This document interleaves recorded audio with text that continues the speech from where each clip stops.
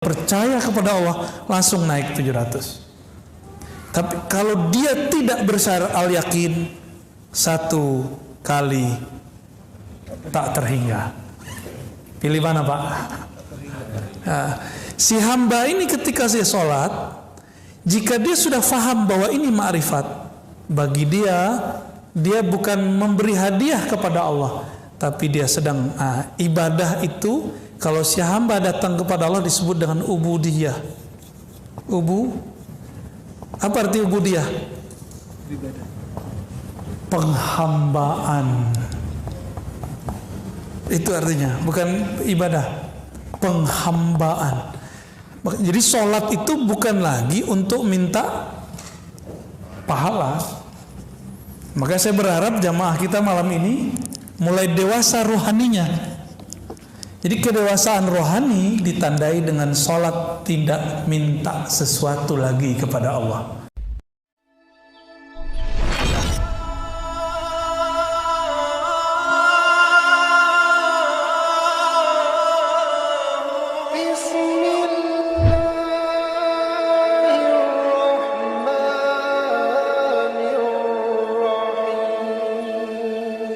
Idza fataha laka wijhatan min at-ta'arruf fala tubali ma'aha qalla 'amaluk.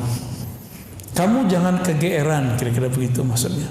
Jika Allah bukakan suatu bab ma'rifatullah tapi amalmu masih sedikit, jangan geer, biasa aja gitu. Fala tubali ma'aha in qalla 'amaluk.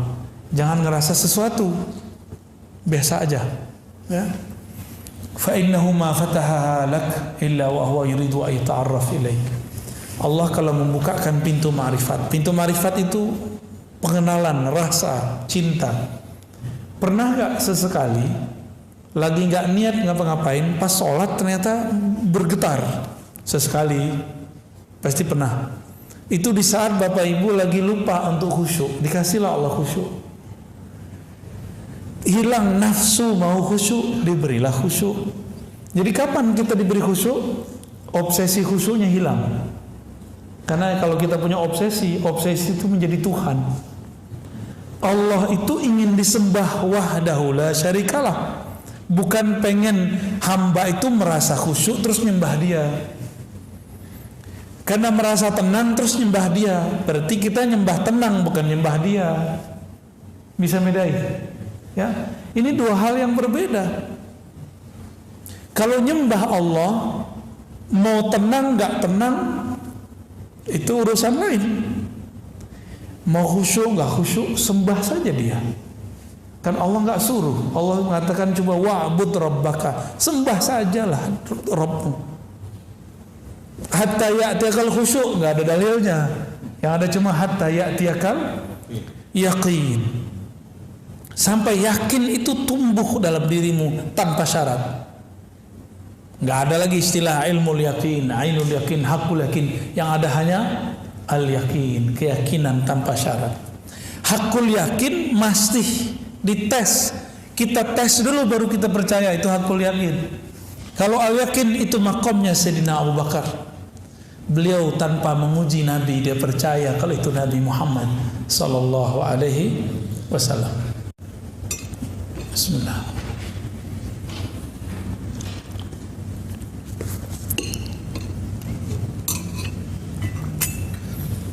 Kalau Allah membukakan rasa, zikir terasa ringan. Biasanya gak bisa tahajud jadi bisa tahajud. Biasanya gak senang pengajian jadi senang pengajian. Itu namanya Allah ingin memberi kita ma'rifat. Biasanya males mau datang kajian, sekarang gak males. Berarti sudah ada gerak ma'rifat dalam kalbu. Nah, jangan GR, jangan rasa sok suci juga. Allah kalau memberikan rasa itu kepadamu, berarti Allah sedang ingin berkenalan denganmu. Itu maksudnya. Kita tiba-tiba zikir pagi sore, kayaknya rajin. Pernah ngalamin itu gak? Baca Quran biasanya setahun sekali, ini sebulan sekali, atau sebulan berapa kali? Ada yang bisa 3 kali, berarti 10 hari khatam. Terus bilang, keren juga gue ya. Pertama kali saya menghafal Quran, Pak. Hanya seminggu. Untuk pemula bisa hafal 1 juz. Saya hitung-hitung untuk kertas. Wih, tebel juga ya. Takjub itu. Wow, berarti otakku luar biasa. Berapa lembar nih? Saya hitung-hitung. Habis itu 3 bulan gak nambah 2 juz. 1 halamannya susah. Tobat lagi, astagfirullah, kayaknya ada nggak bener nih ya. Setelah kita tobat lagi, baru bisa jalan lagi tuh, hafalannya cepat lagi. Tuh awal-awal ngapalin Quran dulu tuh. Jadi ternyata ada juga godaan, padahal ini teks suci, belum tentu cara menghafalnya, caranya suci. Maka teman-teman penggiat hafalan, gak usahlah buat hafalan sebulan 40 hari, lebay. Ikutinlah sahabat Nabi. Sahabat Nabi itu ngafalin dikit-dikit, khamsan, 5 baris. Mau Bapak Ibu? Ya, 5 baris. Ustaz buru-buru 5 baris. 1 baris lumayan. Ada tips yang masih kerja. Jangan buang-buang waktu. Berangkat dengerin surat An-Naba, tapi diulang-ulang 1 surat aja. Jadi flash disknya isinya 1 surat aja. Jangan tamak mau banyak-banyak ayatnya. Kecuali emang mau mendengarkan banyak ayat. Makruh loh Pak, kita nyetel Quran terus kita ngobrol. Mending nyetel nasyid, nyetel sholawat. Jadi kalau nyetel Quran kita diem. Itu adabnya ya. Jangan sok soleh. Biar kelihatan soleh teman-teman, setel MP3 tartil. Tapi ngobrol ya salam, itu nggak ada. Kenapa? Wa idza quri'al Qur'an fastami'u lahu wa ansitu. Surah Al-A'raf jelas tuh ayatnya. Jika dibacakan Quran, maka hendaklah kamu mendengarkan lalu diam. Itu adabnya ya. Maka saya termasuk tidak sepakat. Mohon maaf, di masjid ini gimana nih? Sebelum sholat terus nyetel Quran kenceng-kenceng, saya termasuk nggak sepakat, walaupun tidak melarang. Lebih baik sholawat, tarhim. Kalau tarhim orang nggak dengar nggak dosa Pak. Tarhim kan cuma sholawat. Salatu wassalamu alaik gitu ya. Gitu ya. Assalatu wassalamu alaik ya. Begitulah saya suaranya udah sumbang Pak. Itu ajib, mending itu didengarkan. Itu dari Mesir Pak, bukan dari Makassar tuh bukan. Mungkin Bapak punya kenangan waktu ke timur, ke Makassar, semua masjid begitu. Benar ya? Semua masjid. Dan itu indah sekali dalam memori kita. Jadi saya punya memori indah kalau pas ke timur sana. Lombok sama. Ya semua itu sama itu. Sebelum subuh, sebelum sholat lah ada 5 menit. Ya, saya pernah ke Buton, tempat teman saya ada pesantren Abdul Wahid ya. Ada di situ Dr. Falah. Ya, beberapa menit itu mereka tarhim karena itu santrinya yang baca. Kalau di sini suaranya sumbang-sumbang bajangan.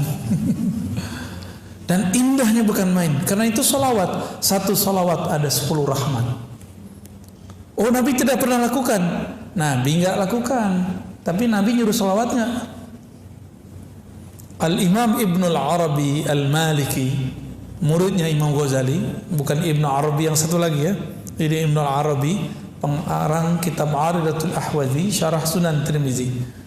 Beliau mengatakan dalam beberapa karyanya, dianjurkan ya, sebelum sholat itu ada yang mengingatkan, baik dengan sholawat kah atau apapun. Beliau menganjurkan. Bahkan kalau beliau boleh pakai Quran. Cuma kalau kita sebaiknya bukan Quran tapi sholawatan ya. Alam ta'lam anna ta'arrufa huwa muriduhu alaik. Tahukah kamu bahwasannya ma'rifat itu keinginan kamu tadi untuk bangun lebih awal, pergi sholat berjamaah, apalagi berzikir pagi sore yang teratur, ikut pengajian walaupun jaraknya jauh. Jangan takjub dengan diri sendiri, tapi tahukah kamu bahwa makrifat itu dialah yang memberikannya kepadamu. Wal a'mal, sedangkan amalan, a'anta muhdiha ilaih, apakah kamu yang memberikan hadiah kepadanya? Ini kalau versi orang awam nih, gimana? Kalau kita ibadah, kita yang mempersembahkan hadiah kepada Allah, benar nggak?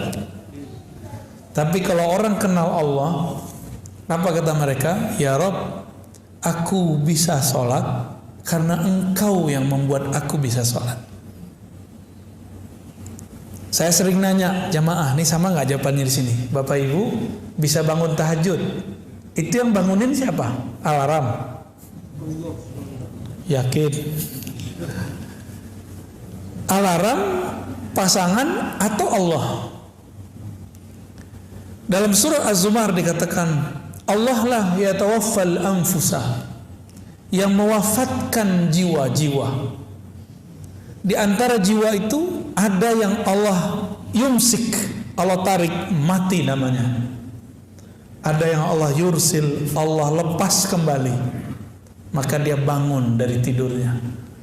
Oleh karena itu, tidur itu saudaranya mati. Karena selangkah lagi mati, Pak. Kalau nggak dibalikin, mati sudah.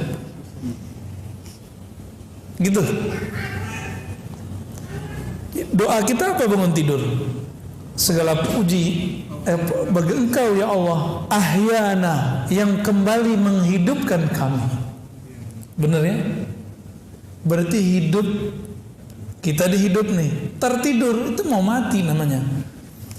Pengen mati enak atau mati susah? Mati enak, jangan nonton ya sebelum tidur. Terus gimana sebelum tidur? Sebelum tidur tumbuhkan al-yakin tadi. Bisa lewat zikir, bisa lewat pengajian, bisa lewat conditioning di pikiran kita. Coba malam ini tidur, semua dendam kita buang, bisa nggak?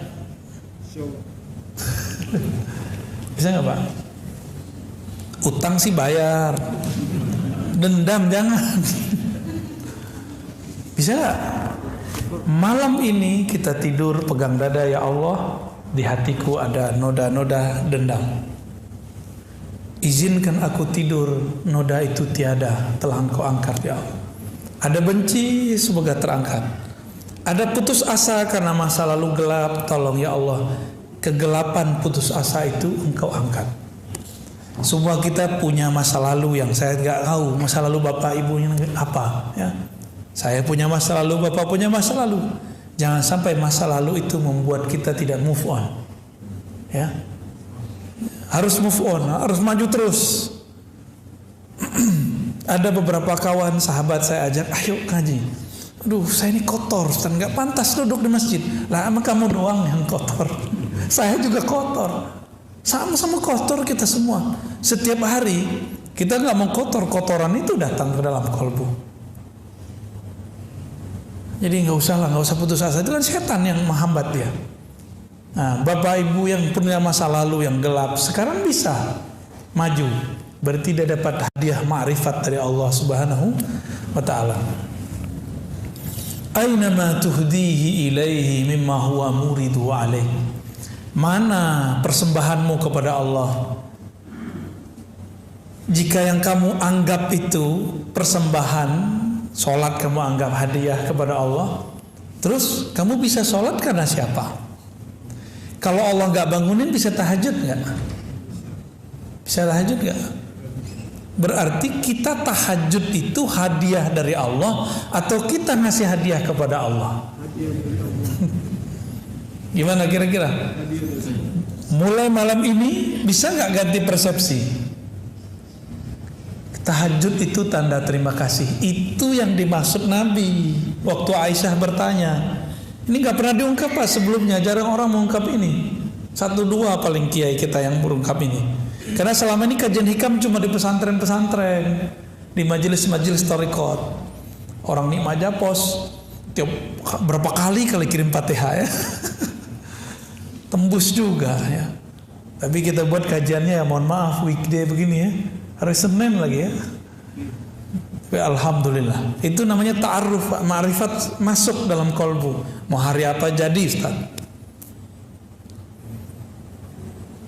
Nabi ditanya oleh Sayyidatuna Aisyah, kenapa engkau masih sholat sebanyak itu wahai Rasulullah, sampai kakimu kapalan wahai Rasulullah, sedangkan engkau diampuni dulu, sekarang dan nanti. Apa jawaban Nabi? Afala an akuna abdan syakura. Apakah aku tidak boleh wahai Aisyah menjadi hamba yang berterima kasih kepada Allah? Karena aku dibangunkan malam ini, aku berterima kasih karena dibangunkannya. Aku diizinkan sujud, aku berterima kasih bisa sujud lama-lama. Aku diizinkan masih bisa ngangkat tangan. Allahu Akbar di saat orang masih ngorok. Jadi Bapak bisa hidup datang sekarang, jangan care dulu, katakanlah hati terima kasih ya Allah. Di saat teman-temanku istirahatnya adalah tidur atau main handphone atau nonton, Engkau gerakkan aku beristirahat dengan cara mendengarkan hikmah-hikmah dari walimu.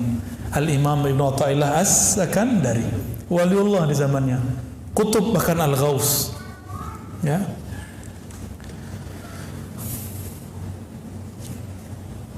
Maka beliau kasih pertanyaan, wa aina ma tuhdi ilaihi mimma huwa muriduhu alaik. Itulah kata-kata Nabi. Apakah aku tidak boleh bersyukur? Apakah aku tidak boleh berterima kasih kepada Allah SWT? Saya jelasin begini Pak, bukan saya yang pinter Pak. Jangan salah paham ya. Bukan saya yang pinter. Saya bisa menjelaskan begini karena saya dulu mau khidmah kepada guru-guru saya. Maka Allah kasih hadiah ini. Jadi ini hadiah dari Allah, bukan saya yang menghadiahkan ke Bapak. Ya. Maka nanti kalau ada yang bisa baca kitab, bawa kitabnya ke sini Pak. Jadi ngaji, lihat walaupun terjemahan, baca aja. Siapa tahu ada umur ya, bisa mengajarkannya ya. Amin. Kalau enggak bisa ngajarin dia orang, ini di rumah kita. Siapa tahu ya. Jadi gimana? Masih berani minta pahala? Saya malu meminta pahala kepada Allah. Ya. Pahala itu bahasa Sanskerta berarti balasan. Berani minta balasan dari Allah? Ibarat gini, saya minjem mobil Bapak. Saya pinjam nih mobil Bapak hari ini. Pulang-pulang bersih, terus saya bilang, "Mana bayarannya, Mas?" Ya, saya minjem, terus saya minta bayaran dari pinjaman itu. Waras nggak? Jadi sebenarnya banyak orang beribadah tuh belum sampai babul yakin. Kalau dibilang nggak waras termarah Pak ya. Masa dengan cuma sholat 5 waktu, sholat tahajud yang berkabut itu, sholat duha yang khusyuk itu, terus kita berani meminta sesuatu balasan dari Allah Subhanahu Wa Taala. Itu orang nggak tahu posisi dia. Ya kalau bahasa kasarnya nggak tahu diri lah. Seperti dia belum sampai kepada kesadaran ma'rifat. Sholatnya baru sholat nafsu, belum sholatnya seorang yang bermakrifat. Dia nafsu mau dapat sesuatu, dia sholat. Mengoboga sholatnya memperlancar dia dapat sesuatu. Itu nggak baik ya.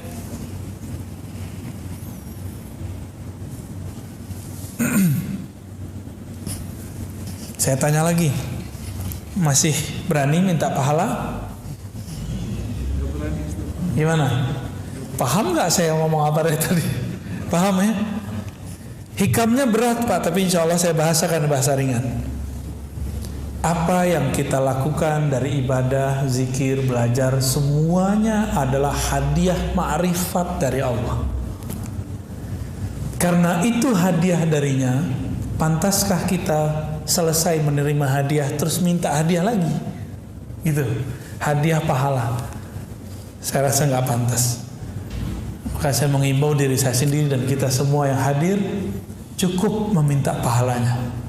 Maka benarlah imam-imam kita mengajarkan sholat, lalu selesai sholat bacanya lillahi Astaghfirullahaladzim. Sebelum sholat membaca astaghfirullah, asyhadu an la ilaha illallah, asyhadu anna rasulullah, usolli fardal maghribi atau fardal isya'i, bla bla bla bla, belakangnya lillahi ta'ala.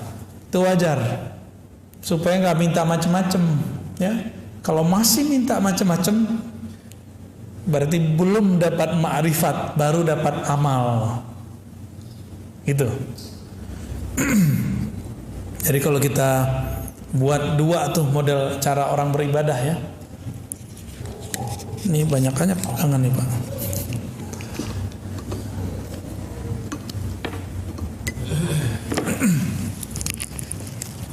Allah Subhanahu wa taala, ini kita buat ilustrasi. Ini bukan Allah, ini hanya nama yang menunjukkan tentang Allah. Allah menurunkan ma'rifat. Apa yang diturunkan? Biar kepalanya tengong dikit, Pak. Ma'rifat. Bentuk ma'rifat itu apa? Ilmu dulu. Ilmu apa lagi?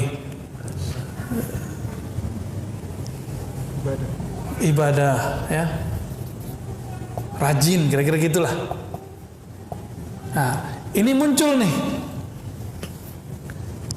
Kepada siapa turun? Abdun, kepada hamba Allah Subhanahu wa taala.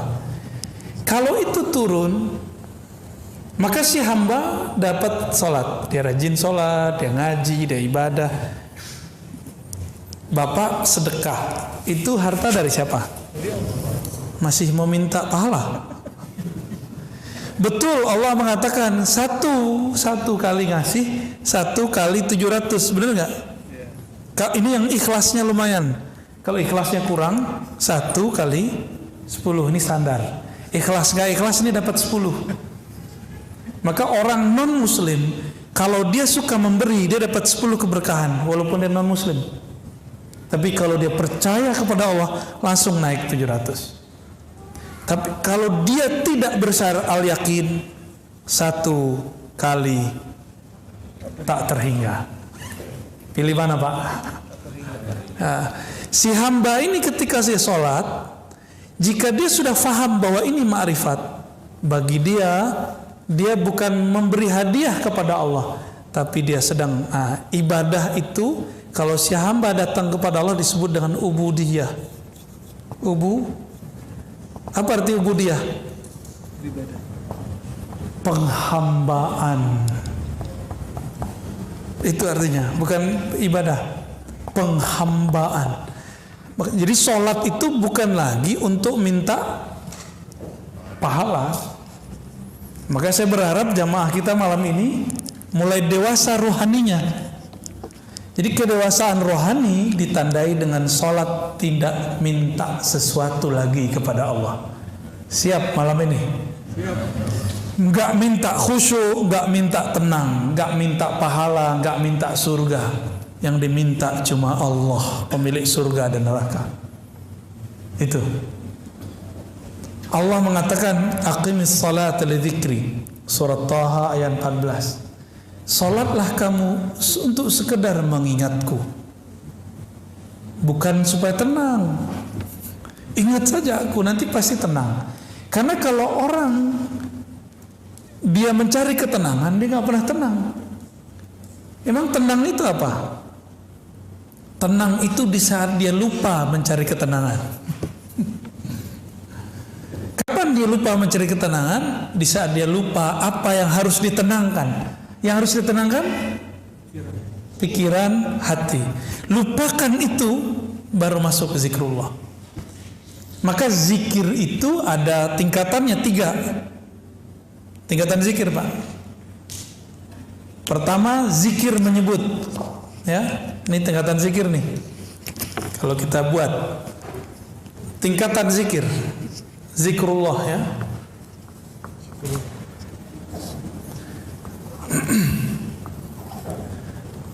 Nah, yang paling bawah itu nyebut. Sebut aja dulu, mau 100, mau 2.000, sebut aja dulu. Lalu zikir tingkat kedua apa? Ingat. Nah, kalau ingat itu kolbu yang main. Ya, ini kalau ini di lisan.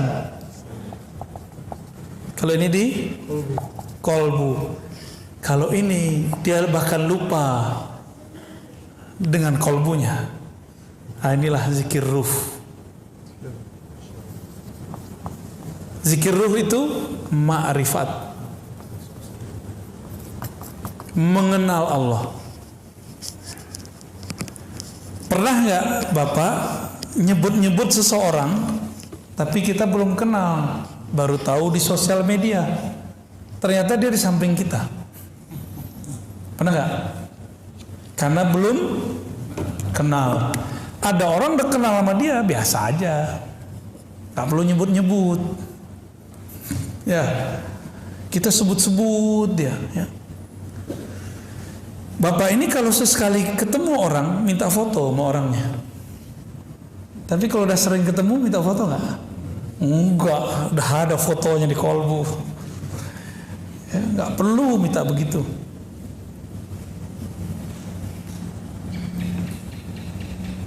Nah, itulah modelnya ya. Menyebut, mengingat, bermakrifat, mengenal. Makrifat artinya mengenal. Kalau sudah mengenal, Allah jauh nggak dari kita? Allah dekat apa jauh? Allah sangat dekat. Karena dia sangat dekat, dia nggak perlu disebut-sebut, dia nggak perlu diingat-ingat. Cukup dia dikenal, didekati, diajak ngobrol. Kalau udah kenal, ngobrol nggak? Tapi kalau belum kenal, berani nggak ngajak ngobrol? Sungkan kita, diem-diem aja kita sama dia. Maka zikir tertinggi adalah zikir mengenal.